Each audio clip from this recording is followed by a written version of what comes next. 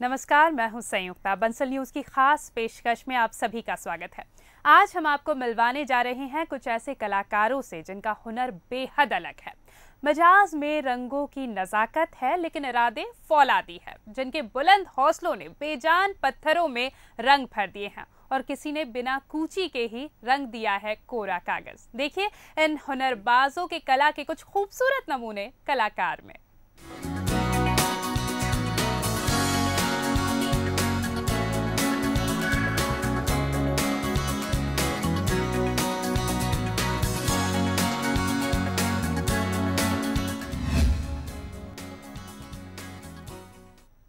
दर्शकों, कला किसी दायरे में बंधी नहीं होती, न ही जरूरतों की गुलाम होती है। रंगों की जुबान भी इतनी नर्म होती है कि पिघल जाता है पत्थर का भी कलेजा। रंगों से भरी इस दुनिया में तस्वीरों को कुछ नया रूप दे रहे हैं फनकार। ये एक कलाकार की कला का कमाल है।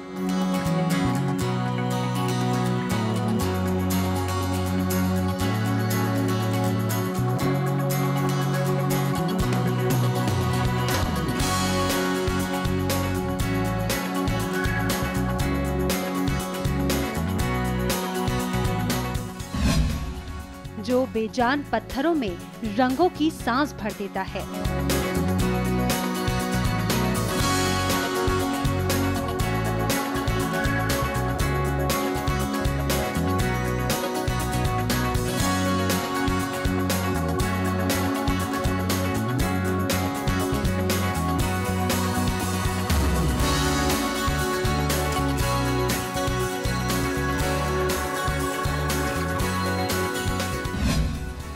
और कभी-कभी बिन कूची के कोरे कागज पर उभर आती हैं लकीरें।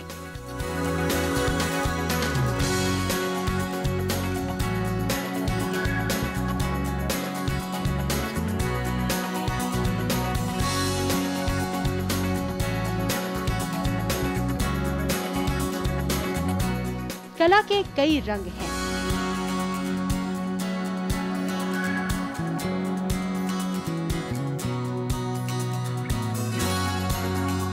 और कलाकार के कई रूप।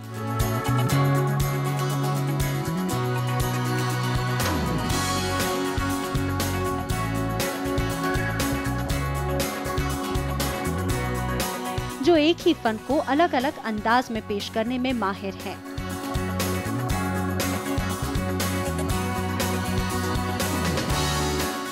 इनकी कला किसी जरूरत की मोहताज नहीं।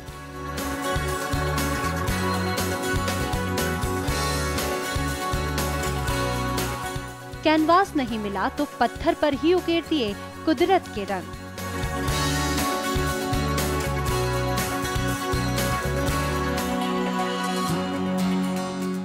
हथौड़ी छैनी ने ले ली कूची की जगह।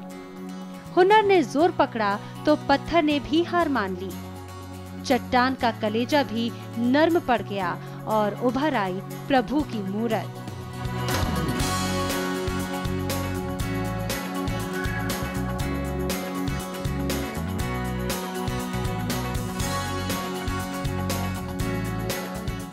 यहाँ कैनवास नहीं था और इन्हें कूची नहीं मिली, लेकिन उसकी जरूरत भी किसे है। जब हुनर रगों में समाया हो तो नाखून से ही निकलने लगते हैं कला के रंग।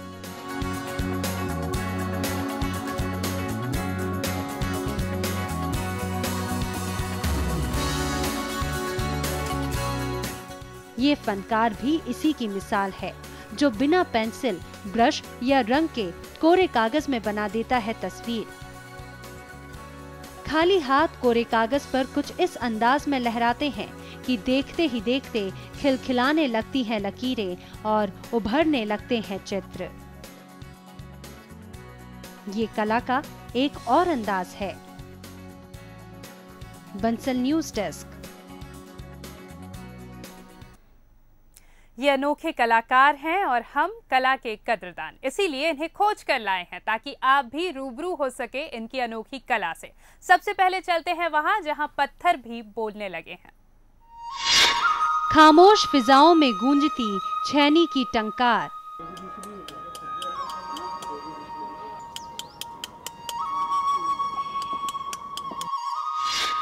कठोर पत्थरों में फूट पड़ी है रंगों की फुहार।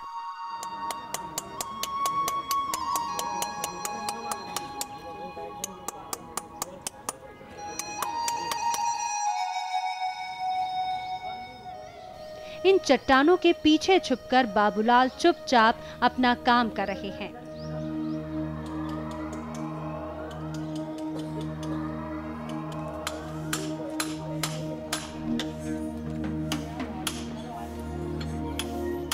वो चुप हैं, लेकिन उनका हुनर सब कुछ बोलता है।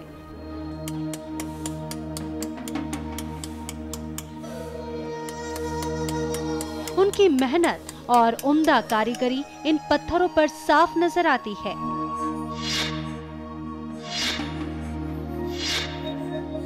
जिसने चट्टानों को खिलखिलाना सिखा दिया।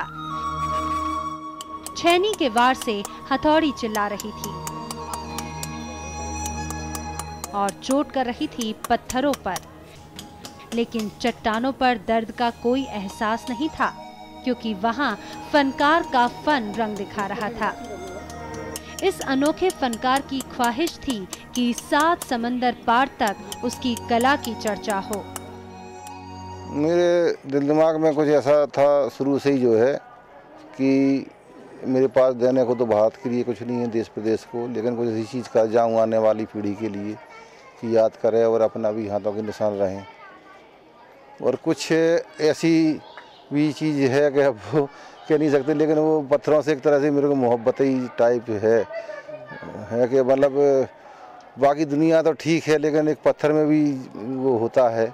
उसे अगर प्यार से, अगर जोर से पत्थर को मारोगे तो फूट जाता है, अगर प्यार से उसको छेनी से तराशो तो वो भी कुछ ना कुछ बोलने लगता है। बाबूलाल का ये कोई बचपन का शौक नहीं है। रिटायरमेंट के बाद जिंदगी के खालीपन ने रंगों से दोस्ती करा दी, जिसका नशा इस कदर चढ़ा कि खुमारी पत्थरों पर बिखरी दिखाई देने लगी। 62 साल की उम्र में पत्थर को तराशने का मादा रखने वाला ये कलाकार अब पहचान का मोहताज नहीं है। नैसर्गिक छटाओं के बीच विराजमान शंकर जी गुफा मंदिर में हैं। उनकी महिमा पूरे देश दुनिया में जगजाहिर है और उनकी महिमा से अभिभूत होकर के श्री बाबूलाल जी ने अपना इस गुफा मंदिर को, शैलाश्रय को एक मूर्ति, उसके चित्रकारिता को स्वरूप देने के लिए यहाँ आए और उन्होंने पूरे तन मन से, धन से लगा करके चित्र को चित्रांकित किया, शैलाश्रय को। बाबूलाल इन दिनों भोपाल स्थित गुफा मंदिर की चट्टानों पर अपने हुनर के जलवे दिखा रहे हैं।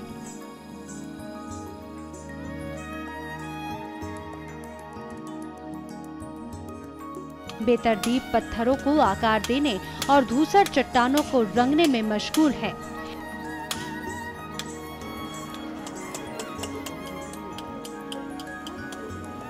इस उम्मीद के साथ कि कला की पारखी पत्थरों में पनपते जीवन को अनदेखा नहीं करेंगे।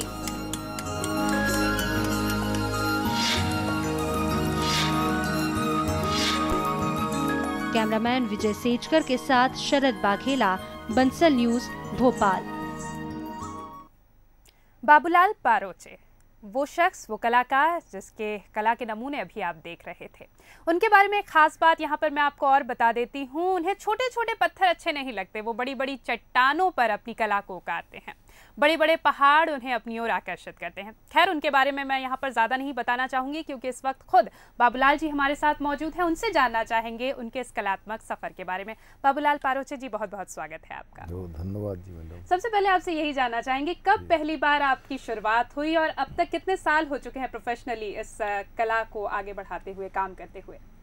जी, मेरे करीब रिटायरमेंट 2006 के बाद में मुझे कुछ ऐसा दिमाग में था ही कि कुछ ऐसा करना है देश प्रदेश के लिए कि जो युगों युगों तक रहे। तो करीब 4 साल हो गए मेरे को, लगभग 4-5 साल। हमारे यहाँ उज्जैन में 2 करोड़ का गेट बना है, महामृत्युंजय गेट। वहाँ पर कलाकार आए थे राजस्थान के और उड़ीसा के, उनके साथ करीब 1 साल में बैठा और फिर शुरू हो गया जो है। तो उससे पहले क्या कभी भी आपने छैनियों से, हथौड़ियों से पत्थरों को तराशने की कोशिश नहीं की थी? कभी बचपन में ऐसा कोई जुनून सवार हुआ हो? नहीं, बचपन में नहीं। जब मैं बैंक में था उस समय दोस्तों से कहा करता था कि मैं अगर 60 साल तक के बाद जिंदा रहा तो मैं पहाड़ में जाके मूर्तियाँ बनाऊंगा। ये आज से 25-30 साल पहले की बात है। तो दोस्तों से अक्सर ऐसे कहा करते थे अगर मैं 60 साल के बाद जिंदा रहा तो मैं पहाड़ों में जाके अच्छी अच्छी मूर्तियाँ बनाऊंगा। एथिक्स है, अप्सराओं की है, मॉडर्न आर्ट है। तो वो जब समय आया तो फिर मैंने कहा कि भाई ये भी मैंने अपने आप से वो वादा किया था कि मुझे ऐसा करना है, तो उसी के अंतर्गत फिर मैंने जो है टाइम इसमें दिया। जी। तो खास बात ये है आपकी कला में कि आप छोटे छोटे पत्थरों पर ज्यादा कुछ नहीं करते, आप बड़ी बड़ी चट्टान जो है वो आपको अपनी ओर खूब आकर्षित करते हैं। तो इसके पीछे क्या राज है? क्यों ऐसा है कि बड़े बड़े पत्थरों पर, बड़े बड़े चट्टानों पर ही आपको कला अपना दिखाने का जो मौका है वो मिलता है और आपको अच्छा भी लगता है? जी मैडम, वही ये है कि अगर बात मान लो मैंने छोटी मूर्ति बनाई है अप्सरा, तो वो किसी कमरे में रख करके किसी पार्क में रखी जाएगी, वो बहुत कम लोग देखेंगे। और ये जो है प्रकृति की गोद में रहने के कारण आम आदमी से ले आकर के VIP आदमी तक इसको जो है देखेगा। दूसरी बात, मेरी इस कला के लिए अलग से कोई ज़मीन की ज़रूरत नहीं है, अलग से कोई चौकीदारी करने की ज़रूरत नहीं है, अलग से कोई इसका मेंटेनेंस नहीं है। 4 हफ्ते में एक आध बाल्टी पानी डाल दो, वरना कोई ले भी नहीं जाएगा। और फिर सबसे बड़ी बात क्या है कि हमारी जो हज़ारों वर्ष की जो पुरानी परंपरा है संस्कृति की, उसी को मैंने रिन्यू किया है, नवीनीकरण किया है क्या। तो इसमें किसी तरह का प्रदूषण भी नहीं है, किसी अलग से ज़मीन भी नहीं लेना है, कोई अत्यधिक खर्च भी नहीं है क्या। इसलिए मैंने इसको चुना कि मुझे वो पहाड़ों में बनाना है। छोटी मूर्तियाँ ये है कि वो छोटी जगह रहेंगी, उतने लोगों को किसी मंदिर में या किसी कमरे में या किसी छोटे पार्क में उतने लोगों को देखने में नहीं आती। वो पहाड़ है, अब पहाड़ अपनी को भारत में मिली है पाषाण रूपी संपदा, तो अपन उसी को उकेरो ना। मतलब कहने का मतलब ये है कि उस मूर्ति में बहुत असंख्य मूर्तियाँ हैं, अब आप क्या चाहते हो वो आप निकाल लो उसमें से। ये है मेरा जो है। अच्छा, अभी तक आपने कहाँ पर जो महत्वपूर्ण काम आपके कहें तो वो कहाँ पर हुए हैं जिसने आपको बेहद संतुष्टि दी हो? शुरुआत में तो मैंने घर पे ही वाल्मीकि महाराज की और कुछ अप्सराओं की जो है कुछ आर्टिकल बना के रखे हैं घर पे, एक्सरसाइज सीखने के लिए। लेकिन मेरी विधा तो यही थी। तो फिर जब महंत जी के पास में आया, इनसे निवेदन किया कि साहब मैं कुछ हाथों के निशान यहाँ बनाना चाहता हूँ, तो उनने जो है अनुमति दे दी। तो बस यहीं पर फिर उनने VIP रूम भी दिया मुझे रहने के लिए, बाकी निःशुल्क जो है फिर मैं शुरू हो गया वहाँ। जी। जो दर्शकों ने अभी देखा वो गुफा मंदिर पे जिस तरह से काम कर रहे थे बाबूलाल जी, उसके नमूने आपने देखे, लेकिन जो मैंने कुछ तस्वीरें देखी थी बाबूलाल जी, उसमें भी भगवान की प्रतिमाओं के या पौराणिक कहानियों से ही इंस्पायर्ड आपकी कलाएं लग रही थी। क्या इसके पीछे कोई खास वजह है? मेरा मंदिर है तो मंदिर पे अपन धार्मिक की जो है प्रतिमाएं बना सकते हैं और कोई, लेकिन मंदिर के अलावा भी मैंने जो तस्वीरें देखी जो आपके दूसरे कामों की थी उसमें भी आपने भगवानों की ही मूर्तियां बनाई हैं। जैसा कि आपने कहा कि वाल्मीकि जी की आपने प्रतिमा बनाई थी, तो पौराणिक कहानियां या भगवानों की प्रतिमाएं, क्या इसके पीछे कोई खास वजह है या कहीं दूसरी चीजें भी आप बनाते हैं या इच्छा है कि बनाएंगे? दूसरी चीजें बनाऊंगा, लेकिन जो है इसके पीछे मेरा ये है कि जो अपनी पुरानी संस्कृति है उसको पोषण के लिए मैं मुझे कुछ ये मतलब ये भी साथ में लेके चलना है। लेकिन आगे वो बढ़ने के लिए तो कुछ एथिक्स वगैरह है, कुछ अप्सराओं की है, कुछ मॉडर्न आर्ट है, सभी तरह की मेरी कोई सीमा नहीं है बनाने की। लेकिन जहाँ जैसा स्थान है वहाँ पर उस स्थान के अनुसार ही जो है, अब जैसे कोई मंदिर है तो वहाँ पर तो केवल भगवान की ही जो है कोई एथिक्स वगैरह है, अप्सराओं की तो नहीं जो है। इसलिए जैसे अब अपने मध्य प्रदेश पर्यटक स्थल हैं, इको वगैरह, ये जो है यहाँ पर मेरी अभिलाषा है बनाने की। लेकिन अब ये है कि उतना संसाधन है, उतना कोई आगे कोई साथ दे गवर्नमेंट जो है।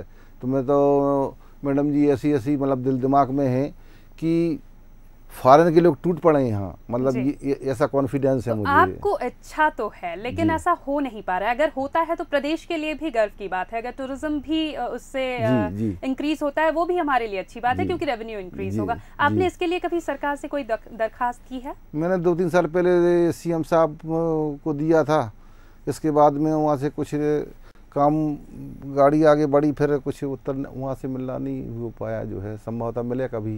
बिल्कुल बिल्कुल, हम भी यही उम्मीद करेंगे। एक और बात यहाँ पे दर्शकों को हम बताना चाहेंगे कि जो हथौड़ी और छेनी का इस्तेमाल किया जाता है बाबूलाल जी के द्वारा, वो भी कोई साधारण नहीं है। उनके बारे में आपसे जानना चाहेंगे बाबूलाल जी। मैडम जी, ये जो पत्थर को तराशने वाली जो बारीक काम की जो छेनी आती है काटने के लिए, ये डायमंड कहलाती है उनकी भाषा में। तो ये राजस्थान में विशेषकर हिंडौन है, जयपुर है, और जो है तो राजस्थान में ये मिलती है। लोहे की ही होती है, लोहे की है, लेकिन कुछ अलग से उसमें कुछ लगा रहता है, डायमंड कहलाता है वो।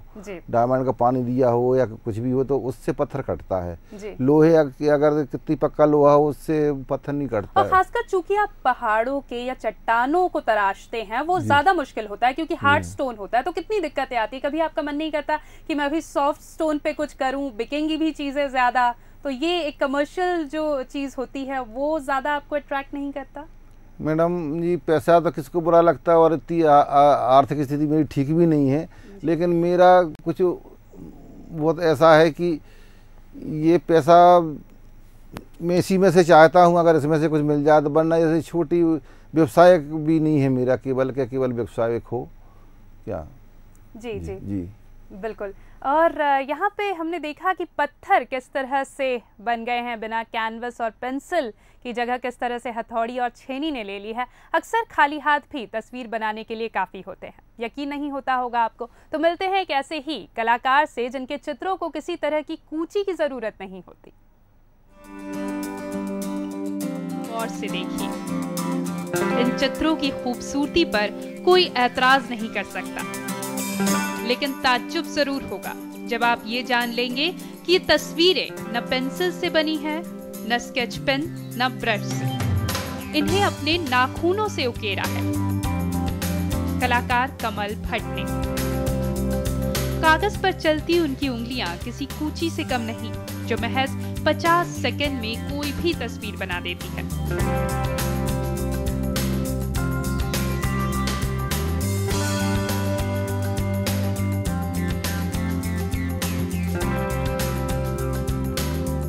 मेरा काम है नाखून से पेंटिंग बनाना, और ये जो पेंटिंग्स मैं बनाता हूँ वो एक खासियत है कि वो नाखून से बनता है, और उसमें जो कलर्स का यूज़ होता है वो वैक्स कलर है जो कैंडल्स में यूज़ होता है।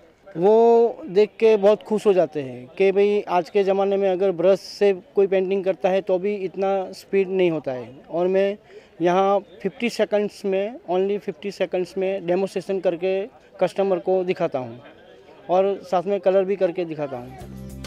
उंगली को कलम बनाकर चलाने वाले भट्ट पिछले 22 सालों से इसी तरह पेंटिंग बना रहे हैं।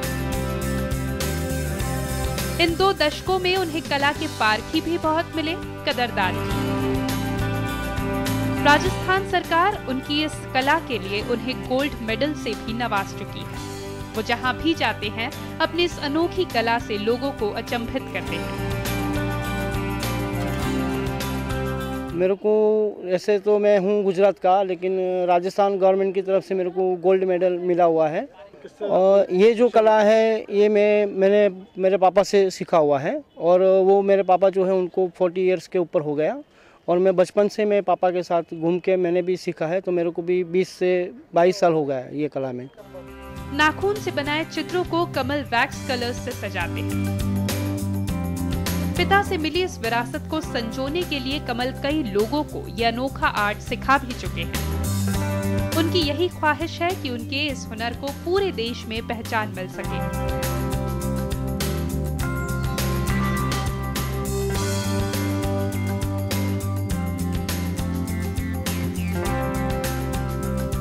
कैमरामैन कमलेश यादव के साथ शरद बाघेला और bureau report Bansal news Bhopal. इस वक्त खुद नेल आर्टिस्ट कमल भट्ट जी हमारे साथ जुड़ गए हैं। कमल जी, स्वागत है आपका। जो आप करते हैं वो बेहद अनोखा है, बहुत ज्यादा देखा या सुना नहीं है इस बारे में। कहाँ से आपको प्रेरणा मिली थी इसके लिए? एक्चुअली ये क्या है, मेरे पापा से मैंने सीखा हुआ है ये कला जो है नाखून से बनाना जी। और मेरे पापा को गॉड गिफ्ट है जी। और मेरे पापा भी ड्राइंग सीखे हुए नहीं है, उनको जो अपने माइंड में होता है वही डिजाइन बनाते हैं जी। कमल जी, पिकासो जो ऑल टाइम के ग्रेट आर्टिस्ट रहे हैं, उन्होंने कभी कहा था कि हर बच्चे में एक कलाकार होता है, परेशानी ये है कि वो जब बच्चा बड़ा हो जाता है तब भी क्या हम उसके अंदर के उस कलाकार को बचा पाते हैं। तो क्या आप ये कोशिश करते हैं कि ज़्यादा से ज़्यादा बच्चों को भी ये जो कला है ये विरासत में दे, सिखाए, ताकि आगे की जनरेशन भी इस कला के बारे में जान पाए और इसका इस्तेमाल भी कर पाए? हाँ, हम सिखाते हैं, ऐसा कोई मोनोपोली नहीं रखा है। जी जी। हमारे पास कुछ भी कोई स्टूडेंट आता है, छोटा हो या बड़ा हो, कॉलेजियन या फाइन आर्ट्स के स्टूडेंट भी आते हैं जी, कि हमको ये कला सीखना है, तो हम उनको मार्गदर्शन देते हैं जी। क्योंकि ये जो कला है वो ऐसा नहीं है कि भाई मैंने उनको बता दिया और उनको तुरंत आ जाता है, क्योंकि वो जो सीखने वाला है उनको ये मेहनत करके करना है। बिल्कुल बिल्कुल। और कमल जी, यहाँ पे आपसे ये भी जानना चाहेंगे, एक बात जो कही जाती है कलाकारों के लिए कि पैसा बहुत ज़्यादा कला में नहीं होता, हालांकि अब बहुत सारे आर्ट फॉर्म्स में इस बात को झूठा साबित किया है, लेकिन कहते हैं कि एक कलाकार के लिए उसकी मेहनत नहीं बल्कि उसके नज़रिए, उसकी क्रिएटिविटी, उसके विजन के पैसे दिए जाते हैं। क्या आप इत्तेफाक रखते हैं इस बात से कि अब जो है जो मेहनत होती है उसके नहीं बल्कि जो विजन होता है, जो क्रिएटिविटी आप लोग लेकर आते हैं, उसको उसके पैसे दिए जाते हैं, उसकी ज़्यादा महत्वता है? मेरे लिए तो क्या है कि जो लोग आते हैं और मेरी कला को देखते हैं और देख के जो वाह वाह करते हैं, वो मेरे लिए वही बहुत मूल्यवान है, वही पैसा है जी। हर कोई खरीदे ऐसा मैं नहीं बोलता हूँ, लेकिन देख के भी खुश हो जाते हैं कि नहीं, आपने सही में आपके अंदर कुछ हुनर है। बिल्कुल, यही आपके लिए सबसे बड़ा जो है एक तरह से अवार्ड है। बहुत बहुत शुक्रिया कमल भट्ट जी हमारे साथ जुड़ने के लिए।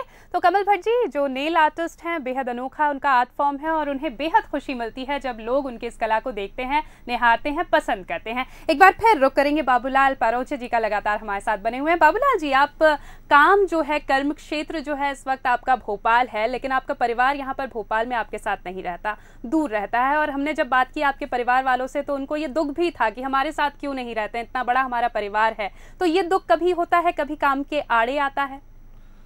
मैडम जी, दुख तो मुझे भी होता है। नाती पोती मेरे उज्जैन में रहते हैं, छोटे छोटे हैं। जब आता हूँ छोड़ के तो 15-20 दिन वहाँ रहता हूँ, फिर 15-20 दिन के बाद मैं यहाँ आ जाता हूँ मैं, और आत्मा में दुख तो होता है। लेकिन मैंने वहाँ भी कहा था कि जब किसी अच्छे काम के लिए हम चलते हैं तो बाधाएं भयंकर रूप लेकर के भी आती हैं और मुलायम सॉफ्ट रूप लेकर के भी आती हैं उस काम को रोकने के लिए। बिल्कुल। तो थोड़ा सा मन को मार के मैं जो है मतलब, क्योंकि अब ये मुझे जुनून टाइप है, मुझे बड़ा अच्छा लगता है इस काम को कि मैं ये कर लूँ तो बड़ी बड़ी संतुष्टि होती है जो है।